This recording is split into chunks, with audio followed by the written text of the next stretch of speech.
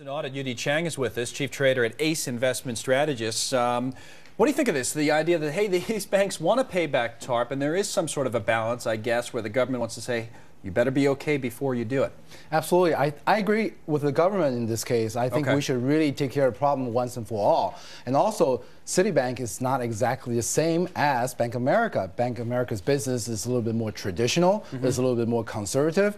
Citibank has a little bit more of the exotic derivative investments, so they really need to raise more capital before they pay back the loan. You know, but then you've got the government getting in the middle of so many different things with these banks. Shouldn't it just be, and the argument is out there, that if they can pay it back, they should be allowed to pay it back so that they can remain competitive with other firms that are out there? I mean, isn't this going to hold Citigroup back if that's the case? Absolutely. That's absolutely the other side of the story, where Citibank is saying that, well, without us paying back the loan, with the debt, we're just not going to see a lot of profitability. But I think in this case, the government's right, in my opinion, saying that... Because why? You're worried about them having to go back to the well again, so to speak? Absolutely, because you just never know what kind of recovery we're having. Are we going to double dip? Are we having a very flat L bottom? So if that's the case, would Citibank come back one day and say, I'm sorry, we paid back the debt a little too early, now we need more money from you again? And of course, one big question is, I mean, these banks have been paying back the TARP much quicker than most had anticipated.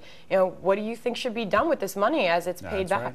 Yeah, I think this money, we have to strike a balance, maybe in between using some of the money to create more jobs and using some of the money to pay back the deficit. That's what the president's apparently going to talk about later today. So we'll see what what that balance is. All right, Yu-Dee Chang, thank you very much. So speak to you one more time in a few minutes. Thank you. All right, well, the former head of